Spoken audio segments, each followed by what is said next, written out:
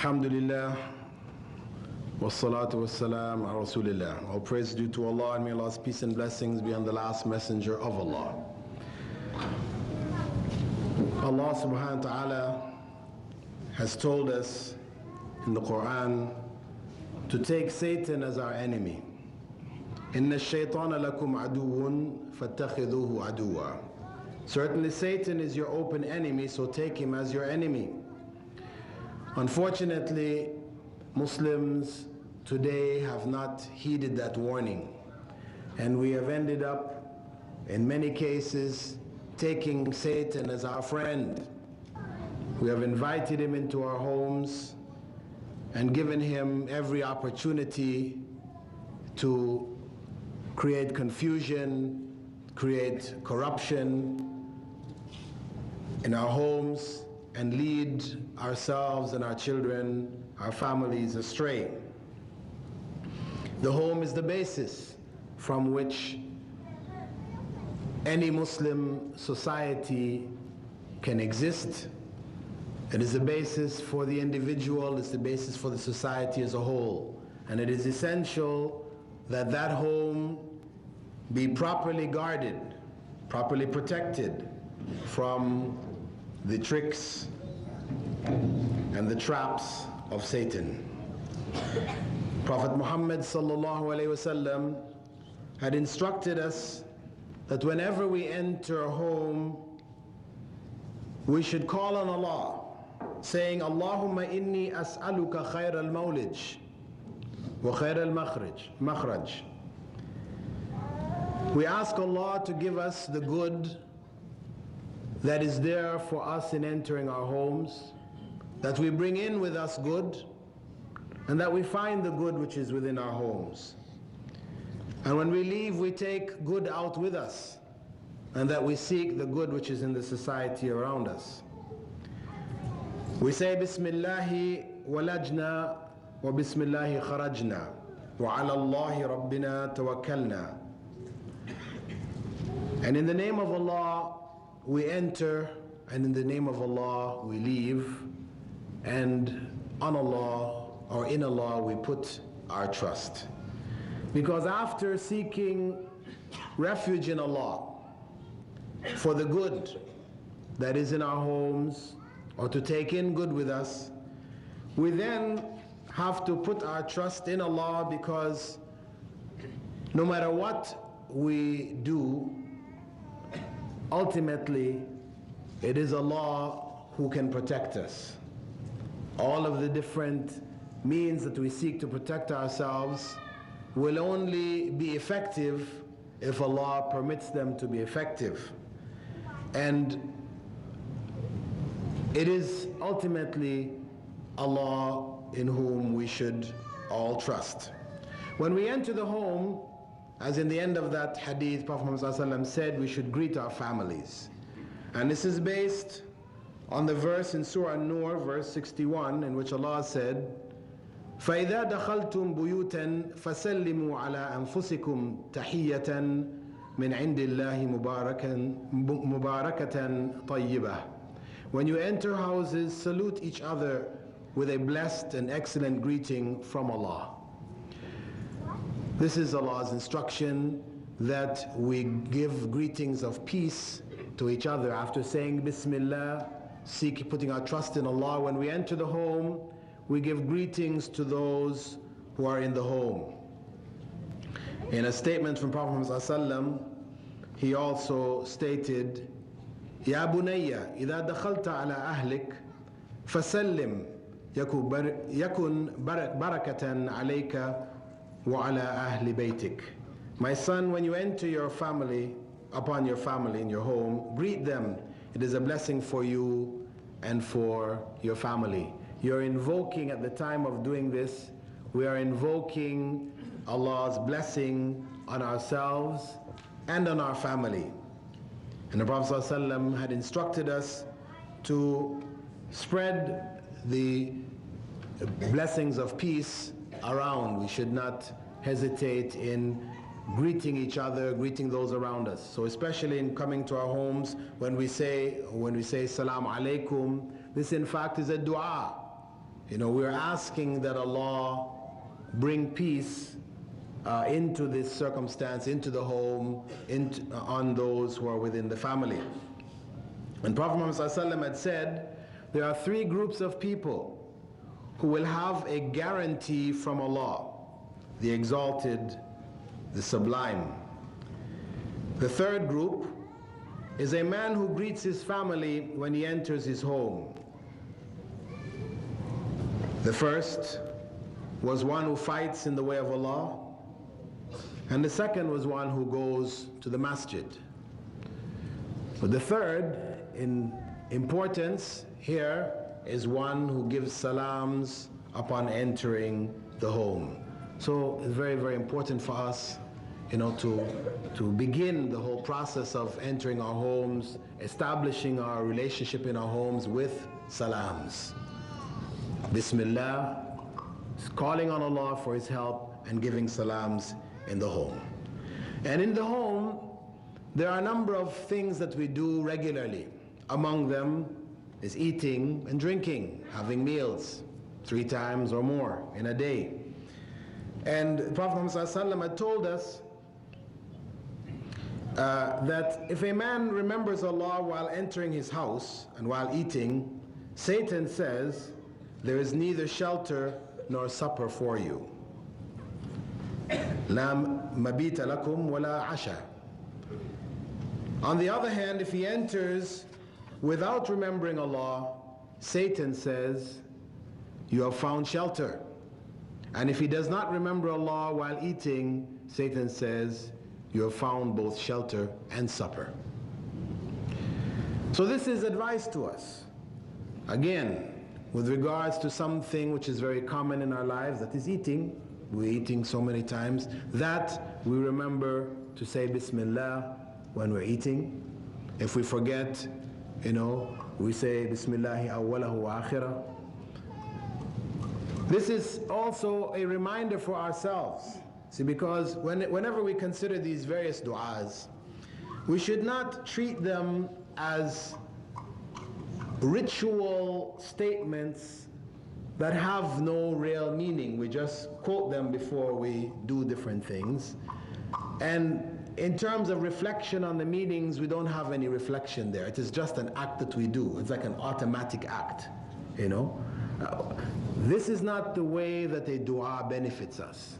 A dua, supplications of the Prophet ﷺ benefit us when we reflect on them. So when we say Bismillah, we're saying Bismillah in the name of Allah with regards to what we are doing. We're thanking, it is by the power of Allah that we're able to eat this meal and we're able to take benefit from it, because there are people around us who we know, due to their sicknesses or illnesses, they're not able to eat. They are fed through tubes, etc., etc. And at the same time, we also reflect on the food that we're eating. Is this food which we have obtained through halal means? Is this food we have obtained through halal means? Do we feel proud to say Bismillah over the food we're eating? Because if it is not halal food, then we have to consider that this is not something for us to be proud about. In fact, what we're doing is bringing a curse of Allah upon ourselves. A curse whereby our prayers will not be answered, and we will have built ourselves and our bodies, etc., with haram. So this is also a reminder to us that we make sure that what we're eating is from halal. If we go into the home of somebody who works in a bank or whose earnings are from haram, we know it, will we feel proud to say Bismillah before eating their food? No. We should feel shy, because this is haram food. And the fact that we should say Bismillah is enough to stop us to say, brother, sister, I'm sorry, we cannot eat, I cannot eat at your place because your food is haram. So Bismillah has a place, it has a meaning, and it should have an effect in terms of how we earn our living, how we deal with our relatives and our friends. Also, among the things that we do on a regular basis is we go to the bathroom. How many times a day do we go to the bathroom? And again, Prophet Muhammad ﷺ has given us dua to say, Allahumma inni a'udhu bika min al-khubuthi wal-khaba'ith. Oh Allah, I seek refuge in you from filth and evil jinns, male and female. Again, seeking protection from Allah. On one hand, because of the nature of the bathroom being a place of filth. This is a place where the evil jinn may focus.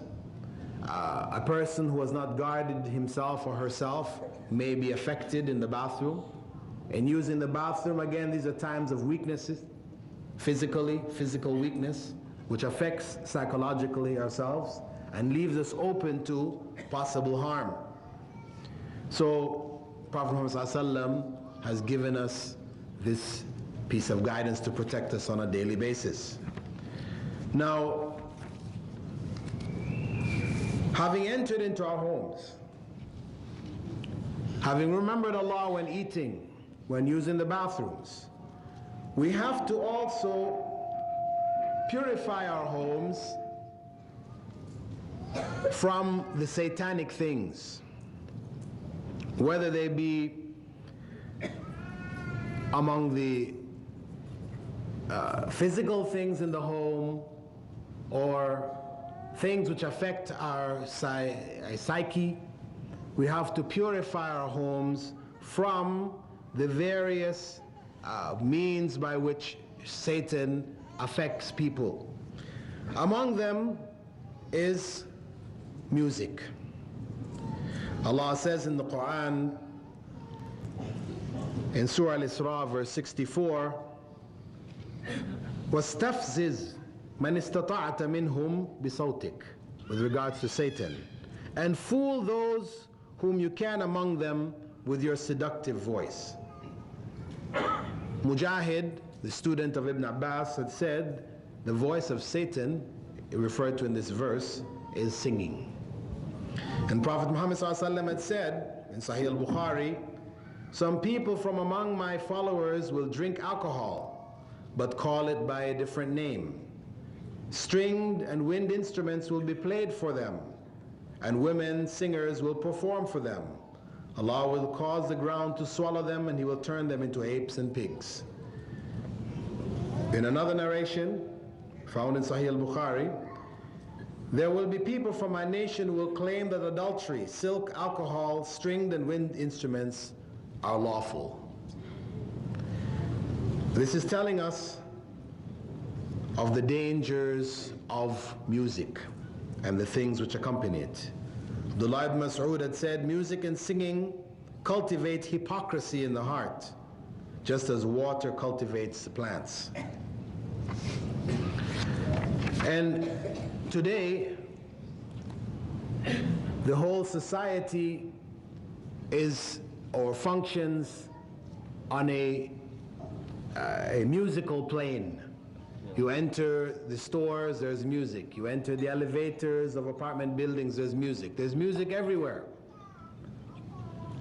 At least we should try to establish a sanctuary, a place for ourselves that is music free.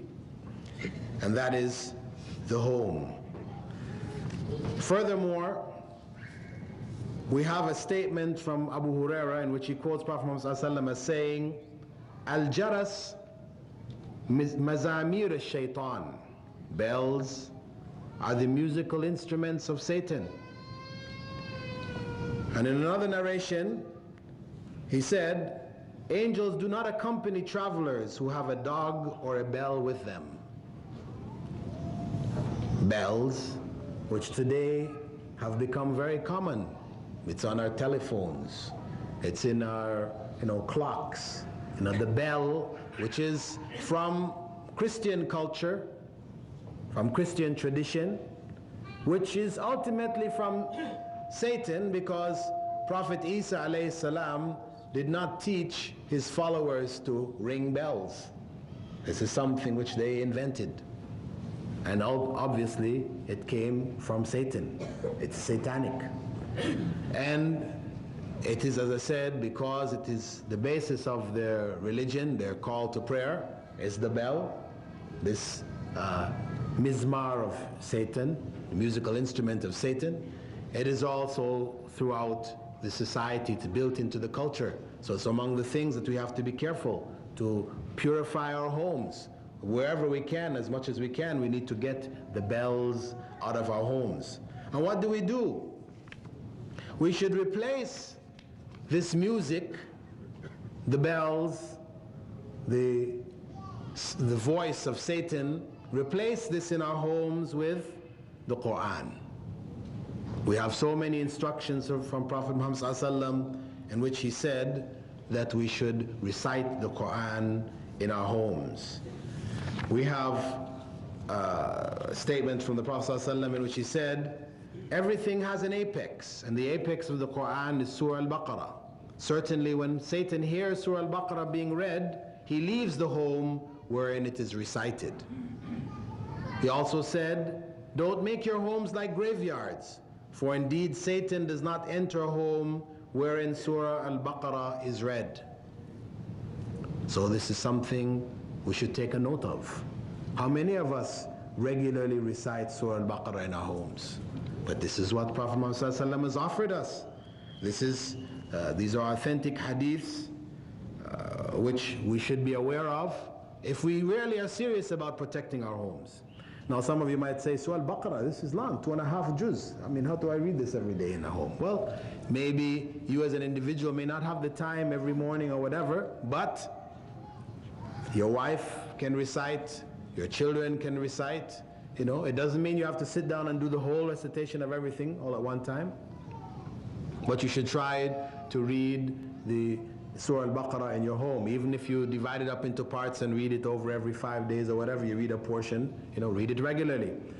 But besides that, we also have in Sahih Sunan al-Tirmidhi a little easier formula for us, in which Prophet ﷺ had said, when the last 2 verses of Surah Al-Baqarah are read in a home for 3 consecutive nights, the devil will not come near it.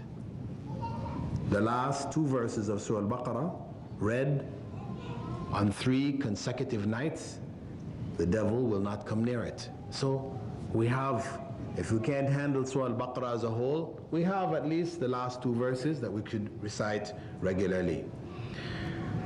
We also have, along with it, a recommendation of the Prophet Muhammad ﷺ to make dhikr in our homes.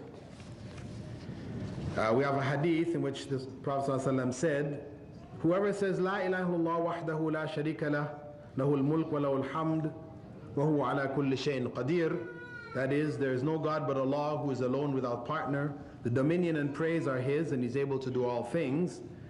One who says this 100 times per day will have a reward similar to freeing 10 slaves.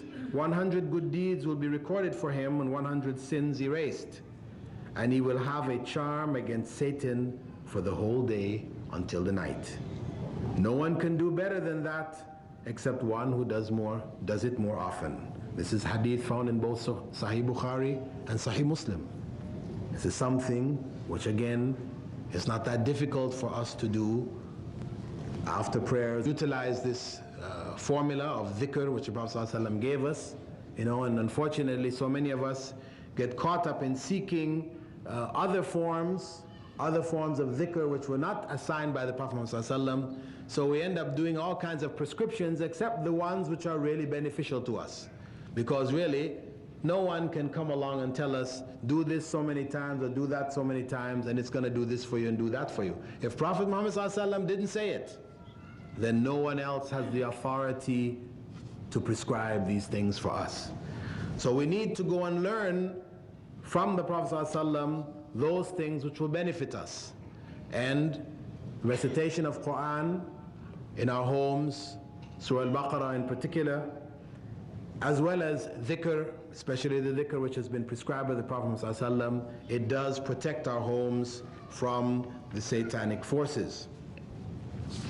Now, with the recitation of Quran, again, just as in the case of the du'as, we have to keep in mind that Allah subhanahu wa ta'ala told us, أَفَلَا يَتَدَبَّرُونَ الْقُرْآنَ أَمْ عَلَى قُلُوبٍ أَقْفَالُهَا. Will they not reflect on the Quran, or are their hearts locked up? Will they not reflect on the Quran? So the recitation of Surah Al-Baqarah, or the last two verses of Surah Al-Baqarah, or any other chapters from the Quran that we recite in our home, we should do that with reflection. We should not race through it so fast we can hardly make out the words of anybody else who are listening to us, because Allah told us also, وَرَتِّلِ الْقُرْآنَ تَرْتِيلًا, that we should recite the Quran in slow, measured tones. This is the way that we recite the Quran, and this is the way in which it is going to benefit us. And Allah also told us in Surah Al-Furqan, وَقَالَ الرَّسُولُ يَا رَبِّي إِنَّ قَوْمِي اتَّخَذُوا هَذَا الْقُرْآنِ مَهْجُورًا هَذَا الْقُرْآنَ مَهْجُورًا. That the Prophet ﷺ will say on the Day of Judgment, "O my Lord, indeed these people have taken this Quran, have deserted this Quran, or have abandoned this Quran." This is one of the statements the Prophet ﷺ will say about some of his ummah. Let us not be amongst those who are pointed out in this way. It is also known from the hadith of Abu Sa'id al-Khudri that with the recitation of Quran, angels do come into the home. They come into the environment around the people who are reciting the Quran, because there was a particular incident which happened in which he said that he had begun to recite the Quran, and whilst doing so his horse became jumpy and almost trampled his son. And when he went over to see what was the cause, he found there was something like a canopy over his head with lights in it, and when he came near it, it moved up into the heavens away from him. And when he related this to Prophet Muhammad ﷺ, Prophet ﷺ had said, "Those were angels listening to you. If you had continued, the people would have seen them in the morning, and they would not have concealed themselves from them." Of course, this was in the time of the Prophet Muhammad ﷺ. Angels at different points became visible. I mean, in our times, perhaps we don't necessarily expect that, but the fact of the angels coming around those who are reciting the Quran, remembering Allah, this has been confirmed in a number of other hadiths from Rasulullah ﷺ. We also know Prophet Muhammad ﷺ had said before going to sleep that one who recites Ayatul Kursi completely will have a protector from him, from Allah, against the devil until the morning. So this is something regularly before we go to sleep at night we should recite Ayatul Kursi. And even Prophet Muhammad ﷺ has given us dua to make if during our sleep we have troubled sleep, we wake up in a state of fear, or we've had some kind of nightmare, or we're in a state of frenzy or whatever, we're disturbed. Prophet ﷺ had told us to say in a hadith found in Sahih Sunan Tirmidhi, أعوذ بكلمات الله التامات من غضبي وعقابي وشر عبادي ومن همزات الشياطين وأن يحضرون. I seek refuge in the words of Allah, His complete words, from His anger, His punishment, the evil of His slaves, and from the proddings of Satan, and from their being present. So Prophet Muhammad ﷺ has not left in our home circumstances wherein we don't have a means of protecting ourselves. We have the Quran, we have du'as, etc. Prophet Muhammad ﷺ also purified his home from crosses. It's authentically narrated in Sahih al-Bukhari that the Prophet ﷺ never left anything in his home that had a cross on it without obliterating it. This was his practice, that wherever the symbols of cross ends up in the home, this should be obliterated. You may find it on the packages of the things we're buying in the society around us, because the cross is part of their society, is part of their culture, part of their belief. So the cross will be worked into many, many different goods, etc., that we're going to purchase outside, and we're bringing these things into our home. It was the practice of the Prophet ﷺ to purify the home by obliterating all of the symbols of the cross. And also, he removed pictures from the home, pictures and statues. These were not supposed to be in the home. Prophet Muhammad had said, angels do not enter homes wherein there are statues and pictures. And on one occasion, Aisha mentioned, I bought a pillow that had a picture on it.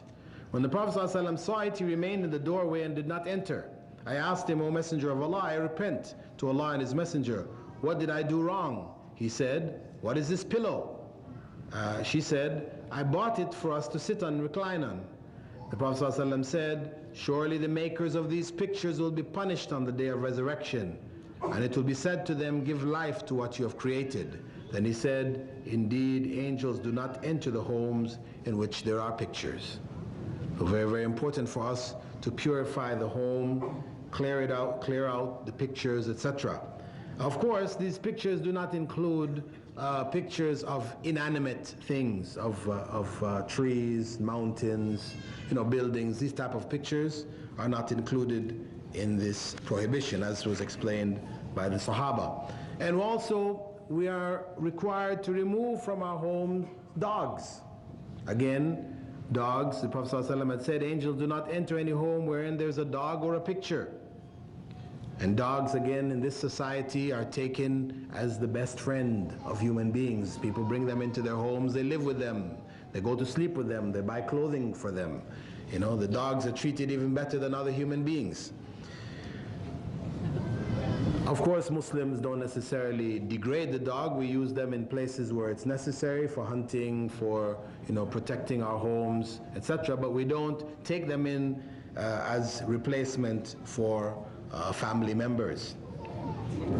Because it's very common amongst non-Muslims, especially when the kids grow up, etc., that the dog replaces the children, so they turn the dog like into a child. Also, we are encouraged to pray in our homes. Prophet Muhammad had said, do not make your homes like graveyards. Make your optional prayers in your homes. He had further said, O people, pray in your homes, for certainly a person's best prayers are those that are offered in the home, except the prescribed prayers. That is, the best prayers for us to make, outside of the prescribed prayers, the sunnah prayers, is to do them in our homes. Normally we're doing them in the masjid. We do it in a very ritualistic kind of fashion. You come in the masjid, you do 2 before, 2 after, or 4 before, whatever, and that's your package that you come in, a package deal you do in the masjid every time you come. But we forget our homes. Prophet Muhammad told us that those are the prayers that we want to do in the masjid, as a quick formula that we knock off when we come inside the masjid. These should really be done in the homes. They're best done in the homes, most acceptable to Allah, most pleasing to Allah to do them in our homes. When we come in the masjid, 2 rak'ah before sitting down. These are not the 2 before, right? But they are 2 before sitting down in the masjid. The Prophet ﷺ told us that if any of you enters a masjid, that you should not sit down until you have done 2 rak'at. Right? This is instruction. Otherwise, the sunnah prayers, we should try to do them in the home. And even inside the prayer itself, before we recite Surah Al-Fatiha, Prophet ﷺ had taught us to say, أعوذ بالله من الشيطان من نفخه ونفثه وهمزه. That is, I seek refuge in Allah from Satan, from his pride, nafkhi, and his poetry, and his touch. Poetry being the music, the song, which is commonly in the society around us. This is the authentic dua which is supposed to be said before saying the Fatiha. Now, people commonly say, A'udhu billahi minash shaitanir rajeem, but actually if you go back into the narrations of the hadith, you will not find that specifically mentioned. What you find authentically narrated as this one in Sunan Abi Dawood is that he always used to add to it, seeking refuge in shaitan from the pride, poetry, and touch of Satan. And Prophet Muhammad had also taught us that during our prayers, and many times we find ourselves confused in our recitations, we lose track of where we are, we forget what raka'ah we're on, this kind of confusion that tends to come in on us many times in our prayers. When Uthman ibn al-As had mentioned this to Prophet Muhammad, he said, that is a particular devil known as Khanzab. Right? This category of shayateen or evil jinns, interfere in our prayers. And the Prophet ﷺ had said, whenever this happens, we should seek refuge in Allah from it and blow over our left shoulder 3 times.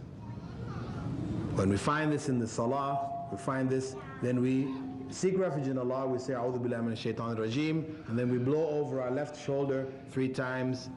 Blowing it is it's called nafath, which is sort of between blowing and spitting. You're not actually spitting and not quite blowing, you say like this, right? So you say, do that over your left shoulder. And you do this in salah. How many people practice this? How many times have you ever seen anybody do this? But this is something clearly prescribed by Prophet Muhammad ﷺ. But all the time people will complain about, confusion in prayer, forgetfulness, etc., etc. And we have this instruction from the Prophet Muhammad ﷺ, and we don't make use of it. Following that, in order to further protect our homes, we know that the family structure should be one of love and compassion. As Allah said, وَمِنْ آيَاتِهِ أَنْ خَلَقَ لَكُم مِّنْ أَنفُسِكُمْ أَزْوَاجًا لِتَسْكُنُوا إِلَيْهَا وَجَعَلَ بَيْنَكُمْ مَوَدَّةً وَرَحْمَةً إِنَّ فِي ذَلِكَ لَآيَاتٍ لِقَوْمٍ يَتَفَكَّرُونَ. And among His signs is that He created for you spouses, so that you may find in them tranquility, and He placed love and compassion between you. Certainly in this are signs for those who ponder. And that is the foundation of the family structure. The relationship between the husband and the wife and the children, it should be one of love, compassion, tranquility, peace. Unfortunately, in many of our homes, there is little love, there's little compassion, and there's little peace. And this is one of the ways by which Shaitan, creates confusion in the Muslim family by destroying the relationship of love and compassion. We have a statement narrated by Jabir ibn Abdullah in which he said that Prophet Muhammad said, indeed, Iblis places his throne on water and then calls his agents. The most dear to him is the one who causes the most trouble. One of the devil comes and says, I did not leave him, human beings, until I cause a split between him and his wife. Iblis draws closer to him and says, you have done well. This is a narration from Prophet Muhammad. This is in Sahih Muslim, that this is one of the ways in which Shaitan is very pleased. This is what he promotes in the family, the breakdown of love. And Prophet Muhammad had said that when people get angry, in a particular instance where he saw a man who became so angry his face became red, he said, إني لأعرف كلمة لو قالها لذهب عنه الذي يجد أعوذ بالله من الشيطان الرجيم. Indeed, I know some words which would cause his anger to subside if he said them. I seek refuge in Allah from Satan the accursed. When we find ourselves getting angry, husbands and wives, angry with our children, angry with each other, then, as the Prophet ﷺ said, we should seek refuge in Allah from Satan, because it is in times of anger that we end up saying things or doing things that we later regret.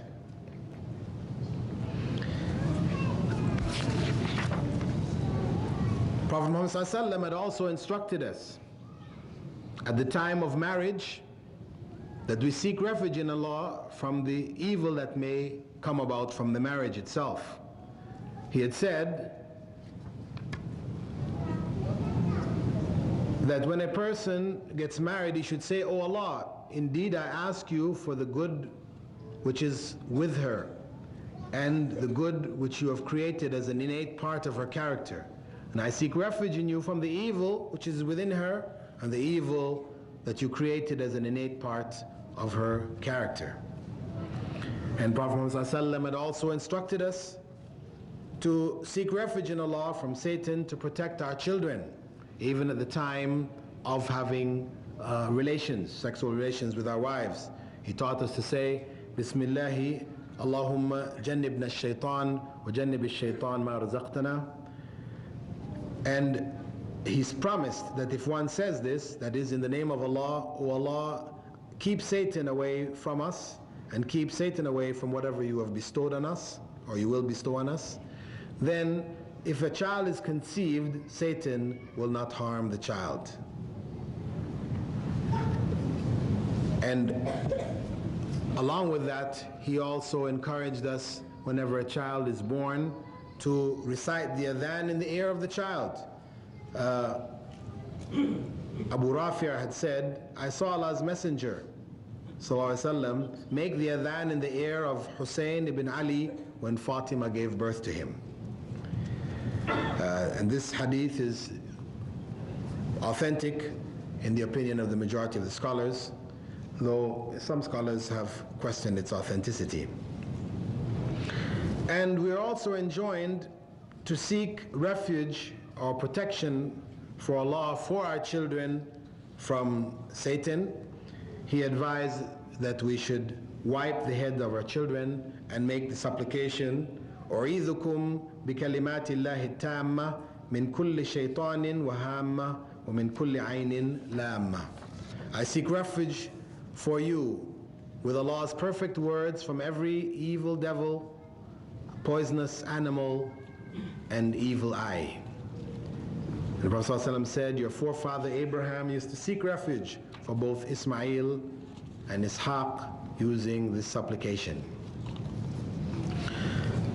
These represent a variety of formula which Prophet ﷺ has given us. It is our responsibility to learn them and to use them for our benefit. In this way, we protect our homes from the satanic forces that are around the home, satanic forces which may enter the home.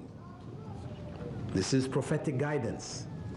Either we believe in Allah and we believe that Muhammad ﷺ was a messenger of Allah, and we take what they have given us and use it, or we neglect it, and in neglecting it we're actually indicating that we haven't truly believed in Allah, nor have we really accepted Muhammad ﷺ as the messenger of Allah. Now there is another factor, and that in terms of protecting our home, and that is in the education of our children.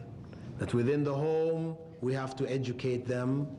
Our wives should be educated, primarily educated in the knowledge of the deen. As Prophet ﷺ instructed us that seeking knowledge is compulsory on every Muslim. Fundamentally, this is Islamic knowledge, the deen, the knowledge of the deen necessary for your wife, for yourself, for your children, to go through a day doing what is pleasing to Allah. That much knowledge needs to be there. We need to have it ourselves, our wives need to have it, and our children need to have it.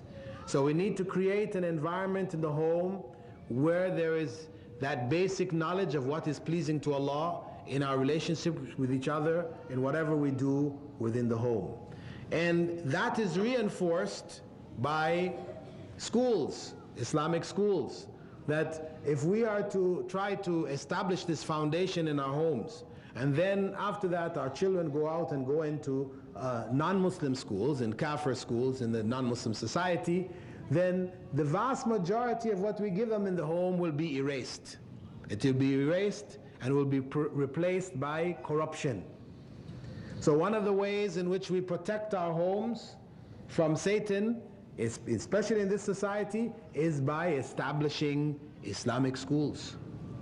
And an Islamic school is not just necessarily a school in which people learn Quran and Hadith, but they will learn the knowledge which is necessary for them to survive in this society along with it, academic knowledge. But it is not merely a school of Muslim children wherein the teachers are there because they couldn't find work elsewhere, and the children are there because they had become so much of a problem in the hands of the parents they had nothing else to do but to throw them in these Muslim schools. This is not the Muslim school.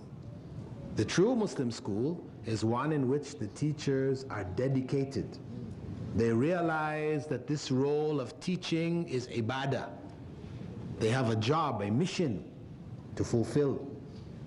And the children that are going in the schools are children whose parents support it. They're not throwing them as a last last resort effort. No. They have been laying that foundation of Islam in the homes, and they want that foundation reinforced in the school. So there's real, interaction between parents, children, and teachers. And you then create an Islamic environment in the school, which further reinforces what we're giving in the home. So the process of protecting the home, it involves also doing things outside of the home which will help to protect the home. And part of that protection for the family is living in a Muslim neighborhood. Again, if we buy a home someplace, our neighbors all around us are disbelievers, non-Muslims. Their children, they're involved in all kinds of things. And our children, we cannot lock them in the homes and say you cannot interact with the children around you. So they will interact with their neighbors. And when they go into the neighbor's home, all of the things that you've been trying to keep out of your home, the children become bombarded with. Your wife is influenced by the women around her.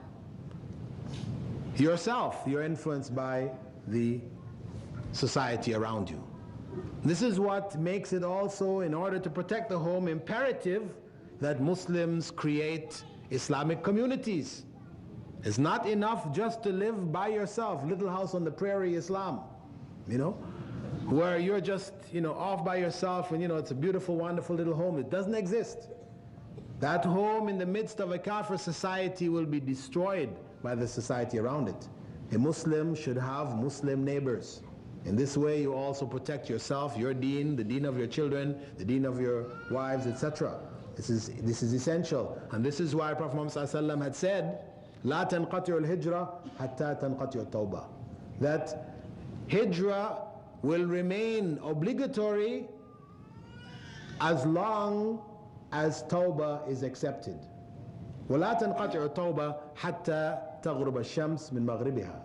And tawbah will continue to be accepted until the sun rises in the west. That means until the last day. These are amongst the signs of the last day. Hijrah remains an obligation on the community. Hijrah to create Muslim communities.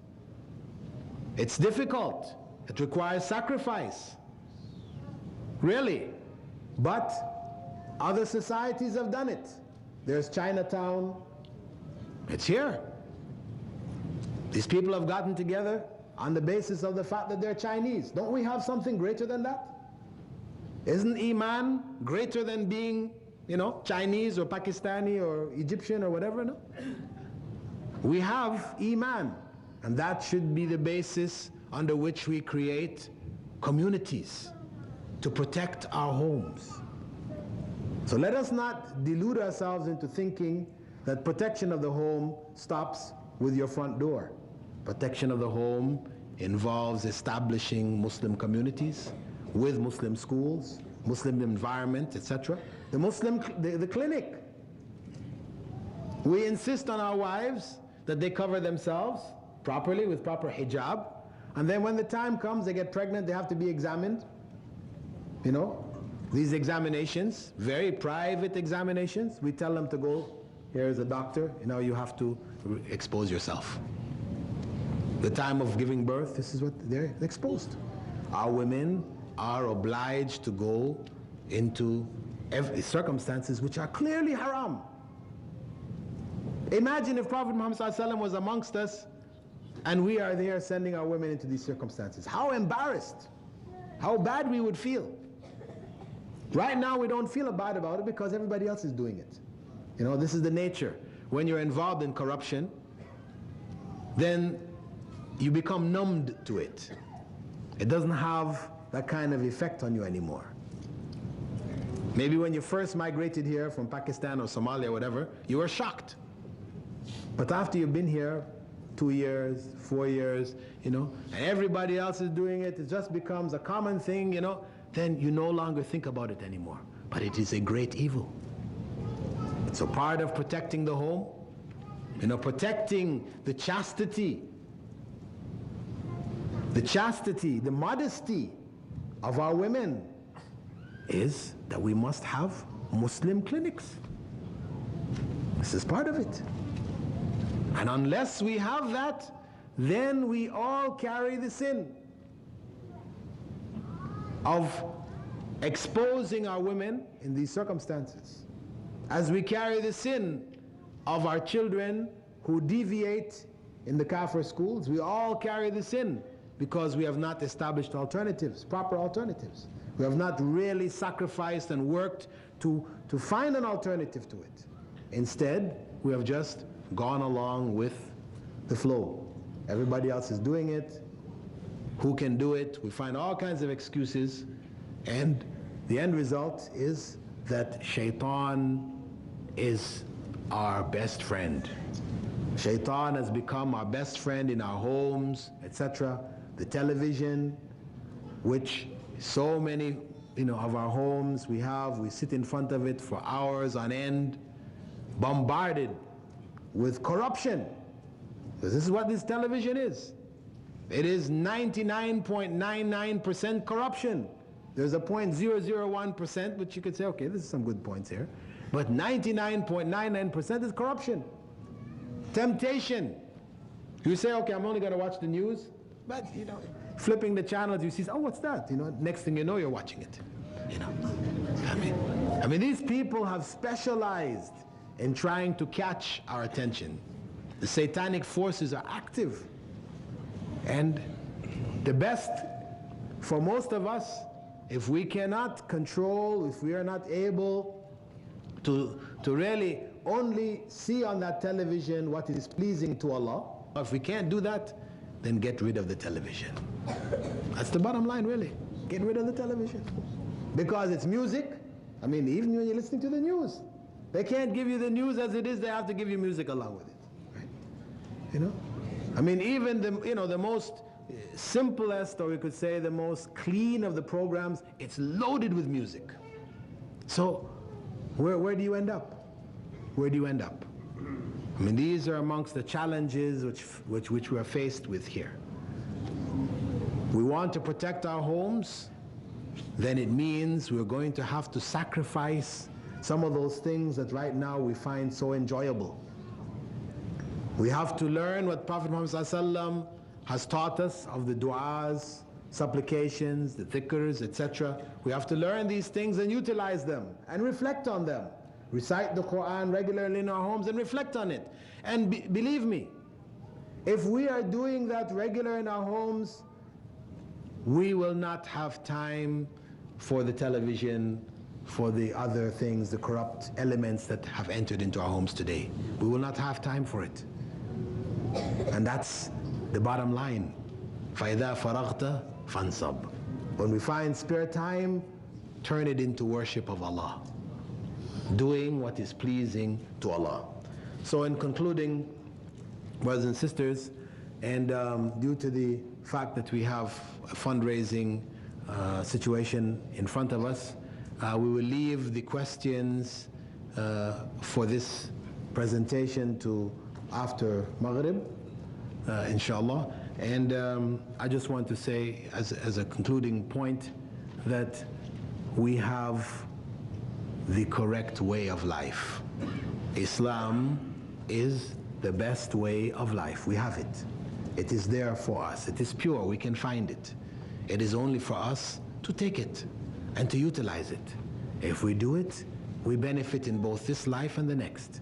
If we don't, then we are destroyed in both this life and the next. And the home is the basis of the Muslim family. Let us protect our homes from the tricks and the traps of Satan with what Allah subhanahu wa ta'ala has given us, what the Prophet ﷺ has advised us. Assalamu alaikum wa rahmatullahi wa barakatuh.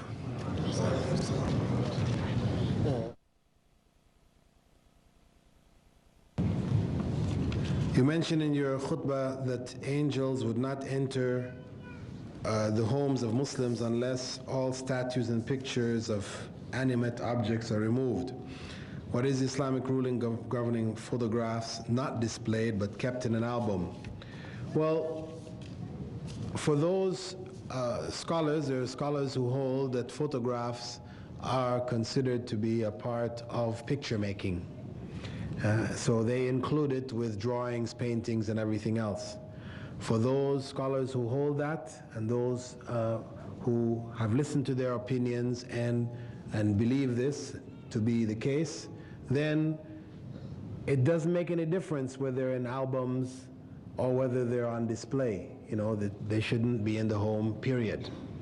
For those who hold, and there are other scholars who hold, that photographs are not considered a part of the picture making process, that the picture making, taswir, is limited to drawings, paintings, carvings, these type of things. Though for those who follow that opinion, the scholars, generally speaking, who take that position, hold that as long as it's not put up on display, because putting up on display would still call to ta'zeem, or to honoring or giving special status to, you know, images, that this is Islamically not liked, or would be considered makruh or disliked or bordering on haram. This would include, you know, pictures of the rulers of different countries and things like this, where it, you know, becomes a fetish, or people even, you know, use this in terms of their sheikhs. For example, Sheikh Nazim, you know, he gives his followers, this Nazim, this is the well-known Naqshbandi, was a branch in the States. Kabbani is his representative, his Khalifa. You know, he gives the followers photographs, and they're told to focus on these photographs and this image in their prayers and this type of thing. You know, and you have others that promote the same thing. So if it is put in albums and kept away, you know, on the basis of that opinion, it would be okay. You know, but putting it out on display, basically, it would be considered not acceptable Islamically, to hang it on the walls, to blow them up, you know, to put them out, calling people's attention to it and giving it special status. Is it permissible to have a picture of people performing salah in Mecca? If yes, because it doesn't show their faces, are other pictures that don't show the details of the face, only the silhouette of the person, permissible? Now, where the details are not worked out, where it's blurred or something like this, you know, it is, inshallah, there's nothing wrong with it. Even if it is actually a photograph, again, this again differs between those who hold photographs to be haram and considered part of taswir, and those who do not. But once it's blurred, in any case, where the image is no longer a clear image, then inshallah it should be okay. What about pictures showing the Kaaba or mosques? Pictures, the same thing, huh? Just give me the ones on the topic, right? Please come here. Okay, this is a long question which is not very clear. Please comment on protecting our families from Shaitan when living in extended family households with I guess husband, wife, kids, mother-in-laws, father-in-laws.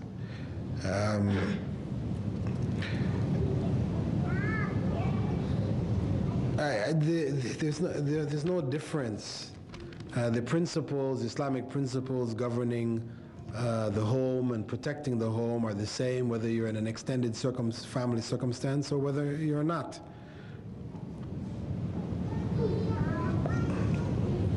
And the Prophet ﷺ said, "Ad-dinu nasiha," the religion is good advice. So, you know, where advice has to be given or needs to be given, it should be given.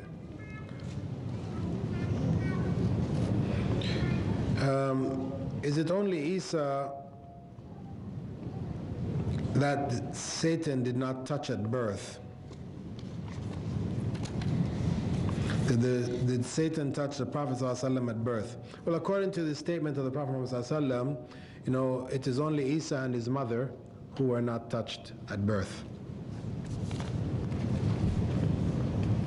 80% of Muslims in Toronto want a community. Why aren't our leaders making this a priority? Or is it not important? Of course, it's very important. Why aren't leaders making it a priority? I don't really know. It's really on Muslims. If the community want it, then they need to put pressure on the leaders of the community to make the necessary steps for it to be done. But in any case, you know, this is something, the idea of developing community, I mean, it doesn't have to depend on a leader, you know, or two leaders or some leaders. If enough people see the need and realize the haram state of being in this fragmented type of situation, then they try to find others who have the same way of thinking, and they try to establish something, you know, announce it to the rest of the community, inform people, encourage people, and, you know, and then some people have to make a start. You know, a lot of times these type of things, people jump on the bandwagon, as they say. You know, once there's some sort of effort has been made and some sort of success is being achieved, then you find more and more people come on. You know, usually it's started by only a few people, you know. Please give an advice to Muslim leaders here about the establishment of Islamic school. Well, I mean, I think the issue of Islamic school has been expressed in the presentation I already made. I mean, it is something which the community in Toronto has not given enough concern about, because the few schools that have been set up are, you know, not enough to cover anywhere near the number of Muslim children that are here in Toronto. So there really does need to be a heightened awareness amongst the community for the need to set up Islamic schools. And I hope, inshallah, we won't wait, you know, until there is serious damage, you know, that the community then starts to wake up and try to put their kids in Muslim schools. There is a generation of people who came over here, you know, from Syria and Palestine, and you know, from back in the 30s and 40s, and these people, virtually most of them have disappeared. They set up little centers, you know, in different parts of Canada and the United States, but today, you know, their children are gone. You know, they're not, Islam is no longer there. You know, I mean, Islam can be wiped out in a generation, and this is what we'll be faced with if we don't take the necessary steps to establish Islamic institutions of learning. And let us not be fooled, because a lot of people put their kids in school, you know, saying, well, you know, school, the knowledge in school, mathematics, all this stuff is neutral. You know, it's neutral. They're just learning the necessary academics to get on with their life. I'm helping them at home. We have a Sunday school, or we have a weekend school, or whatever. The reality is that education is defined by a number of educationalists as the method by which a civilization passes on its values to the next generation. This is education. The way by which a civilization passes on its values to the next generation. So yes, though the teacher is telling you 1 + 1 is 2, the way the teacher dresses, what the teacher is encouraging the children to do, the images in the classroom, the whole environment of the school, that is the whole generation. So yes, though the teacher is telling you 1 + 1 is 2, the way the teacher dresses, what the teacher is encouraging the children to do, the images in the classroom, the whole environment of the school, that is the whole way of thinking of Western civilization. So though your child is learning 1 + 1 is 2, all that other stuff they're also learning, you know. And then we wonder, why when the children, reach 13 and 14, all of a sudden they're rebelling. The girls want to take off their hijab, and, if they were wearing hijab, the boys want to be, looking like, everybody else. And staying out from home, joining gangs and all these other kinds of things, getting involved in drugs and all these type of things, I mean, all we have to do is consider what happened in Somalia. The Christian da'wah in Somalia went on for many years. The missionaries went into Somalia and they made a massive effort to try to convert Somalis. But did they succeed? Did they manage to convert anybody in Somalia to Christianity?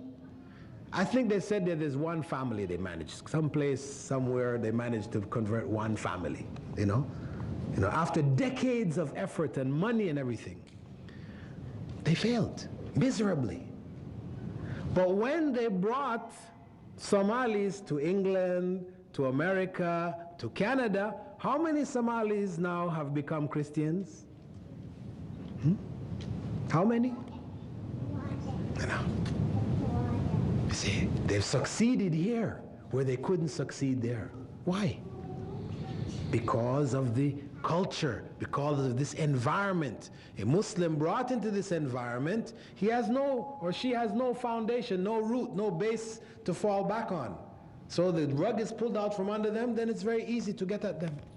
So they have succeeded here where they failed elsewhere. So, I mean, the need for school is something which the community has to keep at the leadership, keep, bringing this up, stressing it, pushing for it, because really the leadership of the community acts ultimately according to the desire of the community itself.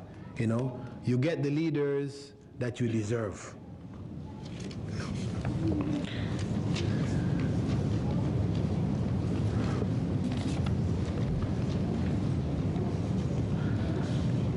Are all kinds of music haram? Where do we fit in the hadith of Aisha when she and some friends were dancing, and they weren't dancing, please, and Abu Bakr wanted to stop them, and the Prophet ﷺ told him to carry on. They weren't dancing, they were, singing some songs, right? These are girls under the age of puberty, right? Girls or boys singing, girls singing under the age of puberty, it's okay in the presence, males or females can hear it. But for women, because puberty is the dividing line between a girl and a woman. Those over puberty, for women to sing who are over puberty, the only people who can listen to them are either their maharim or other women. Males who are over puberty, either group may listen to them, because the special mention was made of singing girls, as mentioned in the hadith from Bukhari, etc., that people, Muslims in the future, part of the signs of the last day, they would adopt these, singing girls as part of their acceptable culture, etc. Then, if girls or men or young boys are singing songs whose contents are haram, then it will also be haram. Or if the singing is accompanied by musical instruments, then again it will be haram, because the only acceptable instrument that may be used to accompany singing is the duff, which the Prophet Muhammad ﷺ sanctioned and encouraged the use of during marriages, etc., etc.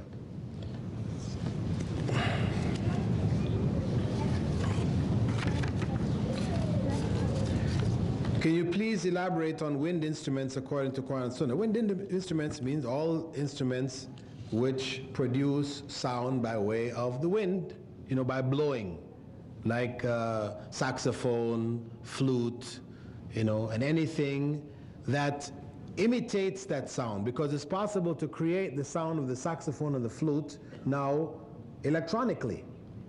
You know, with synthesizers, it's possible to create that sound.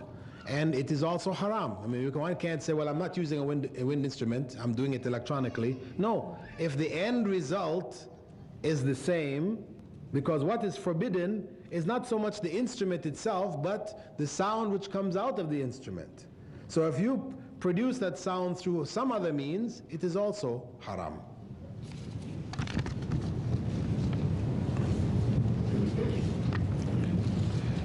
People seem to be really tied up in this music thing here, right? What kind of music is halal? Rap, Indian? What about use of Islam songs? Are they halal?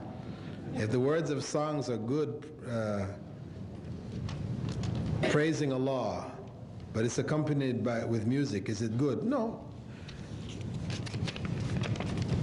The point is, as the basic principle that I mentioned, of one not being accompanied by musical instruments. It doesn't matter, I mean, if you're reciting Quran and you know, put it to a musical beat and you add, you know, because unfortunately there were Muslims, I remember when I came into Islam here in Toronto, you know, way back in 72, there were Muslims in America who had put out albums where they were reciting Surah Rahman and they had, you know, big jazz band going in the background. You know, this was happening, and there are people doing it till now. You know, but the point is that this is haram. This is haram. The fact that what you are, you know, saying or what is being sung is halal doesn't now justify the use of any kind of background.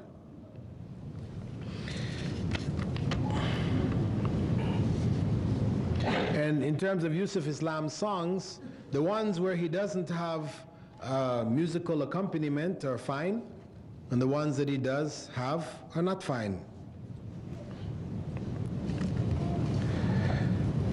Is it only Prophet Sulaiman who had power over the jinns and the shaitans? Is there any other prophet who had control over them? Well, as far as we know, it was only Prophet Sulaiman. You know, this is mentioned in the hadith, Prophet Muhammad ﷺ, you know, when he was making salah and this companion saw him reach out in the salah like he was grabbing something, and they asked him about it afterwards, and he said that there was, you know, an evil jinn, Shaitan, that came to him in his salah and tried to break his salah, so he had reached out and grabbed it, you know, pushed it off him. And he had thought to try to subdue it and tie it to the masjid so everybody could see it in the morning. But then he remembered the dua of Prophet Sulaiman, which was that Allah give him a mulk, a dominion, which he would not give to anyone after him, and he did not.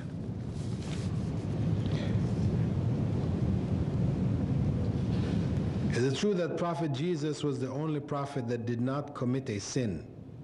Well, I don't know that. And why his birth was so different, and also his work, example, healing the sick and raising the dead. Well, his birth was just a part and parcel of the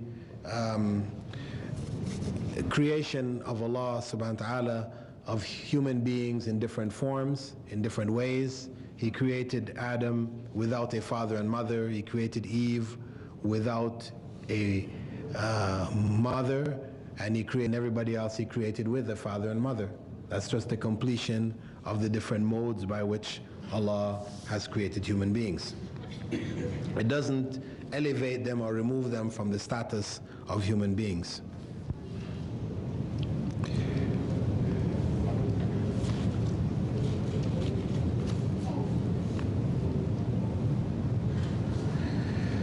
This is not really to talk about Masih al-Dajjal.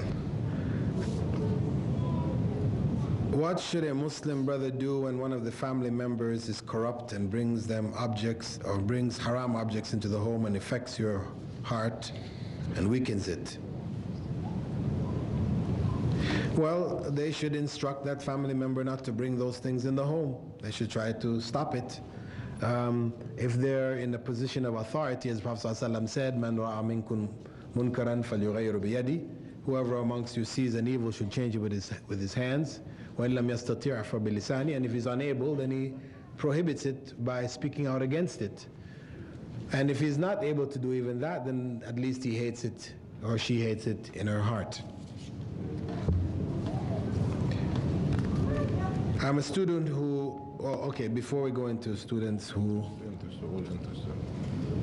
interest. Okay, this is not really on the topic. Let's see if there are anything else impossible. Is it permissible to say a surah or ayah before meals other than Bismillah ar-Rahman ar-Rahim? Well, I suppose it's possible, but I mean, why would one want to do that when the Prophet ﷺ said to say Bismillah? You know, the point is that why should we want to look for things other than what the Prophet ﷺ gave us? You know, this is the thing that always surprises me. You know, people will always be coming to me with these, you know, can we do these things or can we do that? This one said if we said Yasin 30 times in the morning and 30 times in the evening, we'll get this and we'll get that. I say, hey, do you know what the Prophet ﷺ said about, you know, Surah Al-Mulk or what he said about it? Well, they didn't know. I said, well, that's where you start. You know, start with all of the things. If you just had to study all of the different instructions which the Prophet ﷺ told us about the different surahs, about the different du'as and so on, so you would have more than enough to occupy you. You know, why do we have to go way beyond that into finding things which, you know, people are telling you? Where did this person get it from? Oh, he dreamt. Some sheikh came and told him in a dream that if you do this, you know. I mean, why? You know, let's stick with the Quran and the Sunnah. You know, as the Prophet ﷺ told us, you know, to bite onto it with our molar teeth, you know. Is it permissible to say du'as or supplications you mentioned in any language other than Arabic, English for example, or one's native language? You know, general supplications, you know, just calling on Allah. Of course you call on Allah in your own language. If you want, you know, of course, if you're making du'as which the Prophet ﷺ prescribed, then it's better you should do it in Arabic. This is how he taught it. But you should do it with understanding. As I said, not just learn to parrot the words, you don't have any understanding, but you understand it and you say it in accordance with the understanding. But just general dua, you know, like after salah, you know, it's the custom, you know, in some areas, some places, the imam will turn around and he starts to make a set of du'as in Arabic, and everybody after him will be just saying Ameen, Ameen, Ameen, Ameen, Ameen, like this, right? They don't know what in the world he's saying, but it's just Ameen, Ameen. Of course, this is pointless. This is pointless. You know, it's not from the Sunnah anyway, right? And it is pointless because, you know, dua, supplication, has to come from the heart. I mean, how can it be coming from the heart if you don't even know what people are saying? And I mean, we have to use our heads, you know. Islam is not a religion without reason to it, you know. This is what, when we start to practice Islam in this fashion, where it is just a ritual, a set of rituals, this is what leads our children, for example, as they mature and they start to question things, to reject the Islam that we are offering them. Because it has no rhyme or reason to it. It's just a set of rituals. The reason why we do it is because our forefathers did it. You know, this is not Islam. You know, Islam is a way of life which has meaning and has sense, has value which we appreciate when we are able to understand and apply. You know, and this is how we should be living our Islam. Is it permissible for women to pray besides men?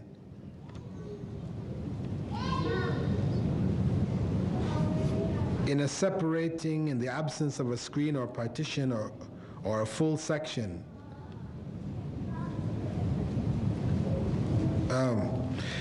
Well, remember the masjid of Prophet Muhammad ﷺ, how was it? Right? In the Prophet ﷺ's masjid, was there any screen?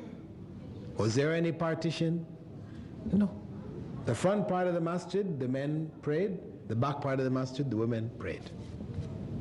That's how it was.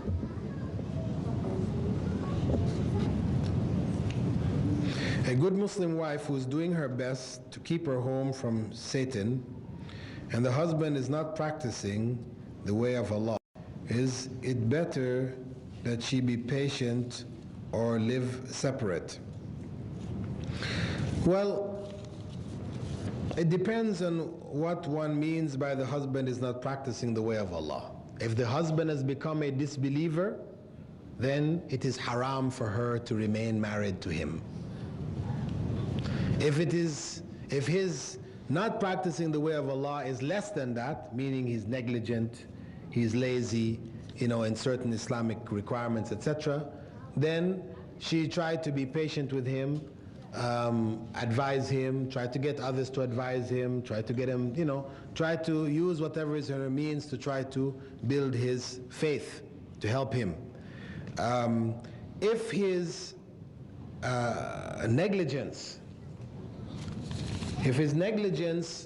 is leading to her inability to practice Islam, like for example he doesn't pray, or he prays only on occasion, and then he is not allowing her to pray regularly, or affecting the children, not allowing the children, for example, to cover, for example, he has a negligent kind of attitude, so he doesn't care about hijab, he doesn't want her to wear hijab, or he's not allowing her to let the children wear hijab, then when it reaches a point where his negligence reaches a point where it is threatening her deen or the deen of her children, then it is necessary for her to separate for the sake of Allah. Okay, there's another question on this one. Can you tell us more about working in the bank and how it is going to be haram? Well, working in the bank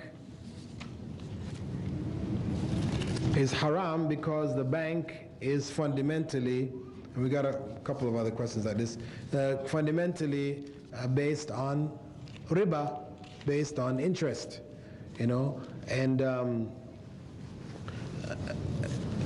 it means then that a person working there, in whatever capacity they work there, will be in haram. A person may say, well, listen, I'm just the sweeper. I only sweep the floor. I'm only a guard. I have a uniform, I stand by the door. Or I'm only a computer operator. I only work the computer. I'm not, Well, the point is that if we think of the bank, replace the bank with a brewery. A brewery, where they make alcohol. What do you think about sweeping the floors in a brewery? Would you think that's justified? What do you think if you were a guard for a brewery? Do you think it would be justified? No. Why? Because the brewery is fundamentally haram. It's fundamentally haram. And there's no difference in that sense between the brewery and the bank. So a person who works in the bank in any capacity, his earnings is going to be haram.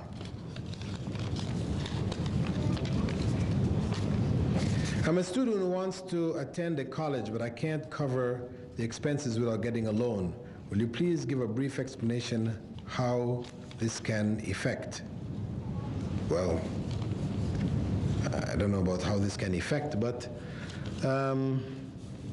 getting a loan, which means paying interest, is haram.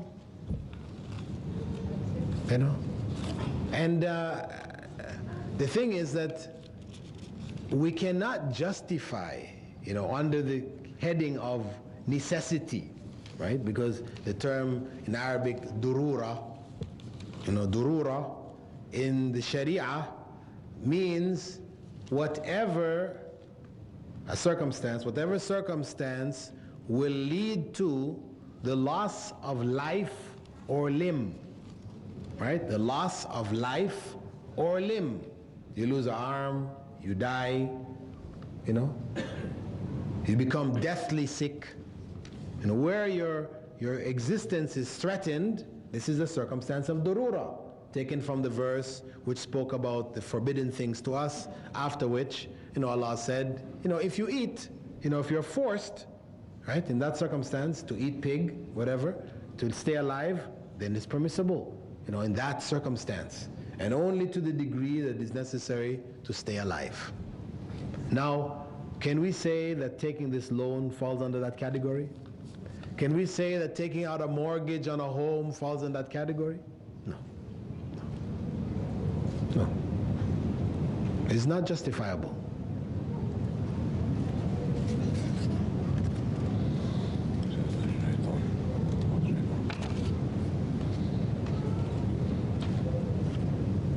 How do you know Shaitan is in your house or family, among your family members? Well, if any of the things which we spoke about in the lecture, exists in the home, then you know that Shaitan is active there. If we're talking about, Shaitan actually possessing people and this kind of thing, it will become evident if people start to change their habits radically. They start to speak in other voices. These are among the signs. Otherwise, we don't need to be just worrying about Shaitan being in one of our family members or touching one of them. No, what we need to do is just focus on doing the things which the Prophet ﷺ instructed us to do. We do that to the best of our ability, we put our trust in Allah, and we just keep on going forward.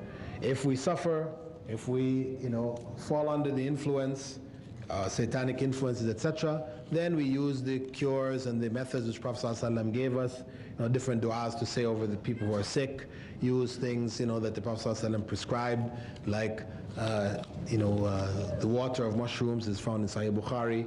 He said for people who are affected by the evil eye, al-ain, that they use this water, drink it, whatever, as a cure for the eye. You read about these things. I did a book called The Exorcist Tradition in Islam, which deals with the history of it, the concepts, comparative study, and cures and treatments, the method of the Prophet Muhammad, etc. Perhaps if you want to get into it more detail, you can read about it there. My parents are Christians, so the house is filled wall to wall with crosses and images of Jesus and Mary. Can I still make salah in the house without removing all of these objects? Because I can't. I can't tell them I'm Muslim. I need them financially. Well, if one in one's room, where you are, you pray in your room, with, which is free from the crosses and the images, it's okay. And if one finds oneself in a circumstance where this is the only place to pray, the only place you're able to pray, it is conceivable sometime in some place, if you're traveling, you find yourself in a situation where the only place you can get inside to pray is a church. It's snow outside, you can't pray in the snow, whatever. That if you prayed in that location, out of a need, there was nothing else available, that the prayer is still acceptable. You're not praying to Jesus or whatever. In terms of needing your parents financially, if it is a situation where you can't exist on your own, you're young or whatever, then it is understandable that you want to hide your Islam from them. You can do so until you're able to, be independent.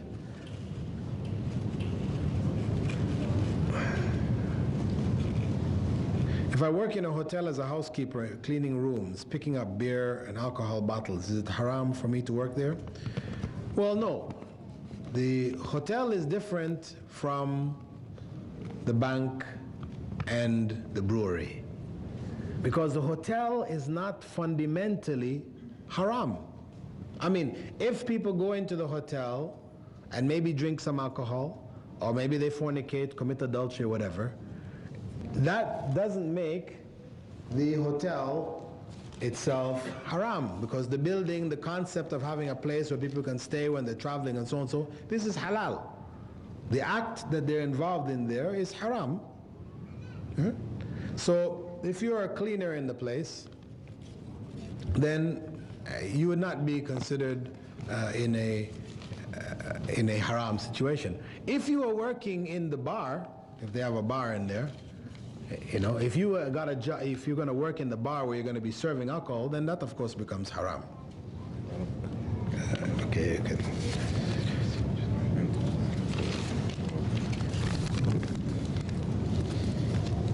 I'm a young woman and I want to be committed to my religion. I want to become a hafiz. What should I do? I feel I'm too old. I feel I am too old to go to Islamic school. Well, people become huffaz, memorizers of the Quran without going to Islamic school. I mean, meaning, I guess the person here means like a school for memorization of Quran. So, it is possible to work out some kind of program outside of an Islamic school whereby one memorizes the Quran.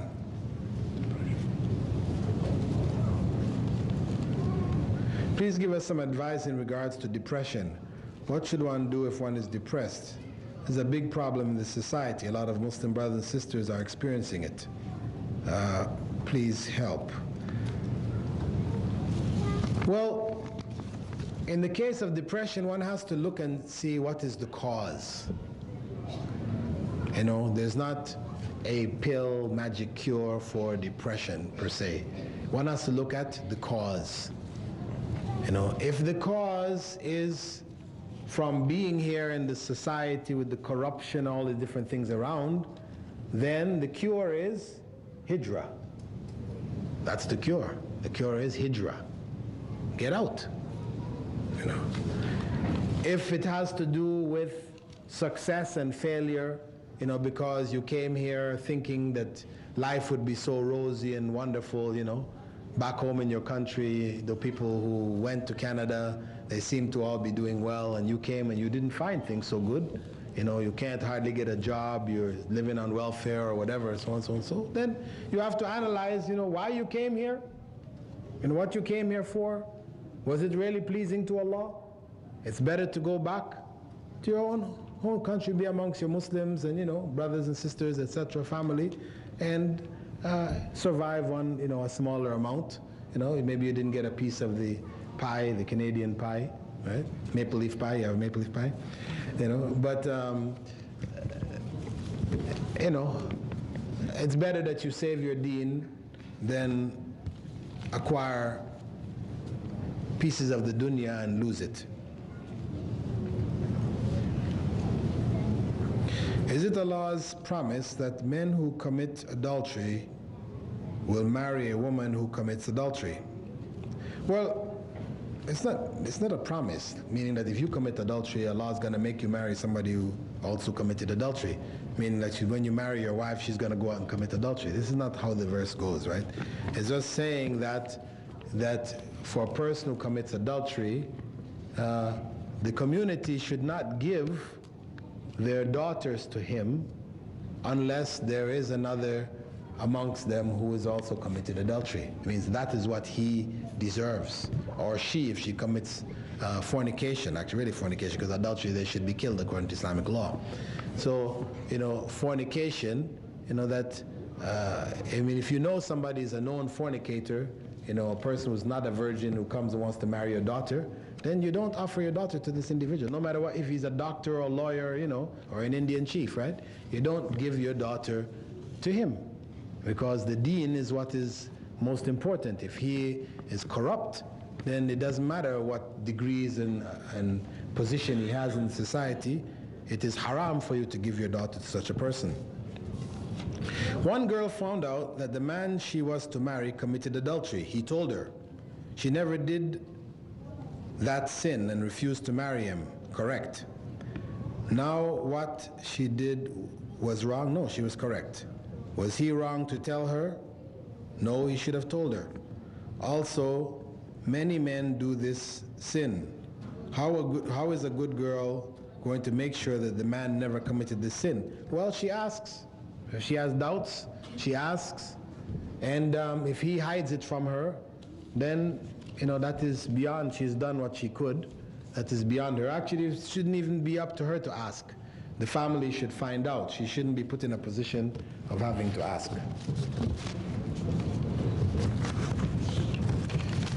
If a father is a non-Muslim but part of Ahlul Kitab, would he be able to be a wali to his Muslim daughter? No. Can Ahlul Kitab be the guardian of a Muslim sister? No.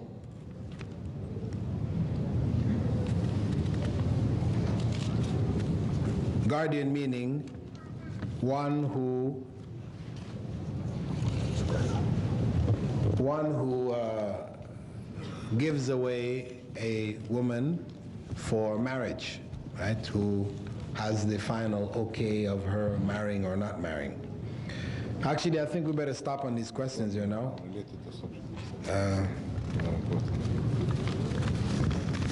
I say we don't need to write in any more questions. We have enough to try to take care of. I think we're just going to have to close things down shortly.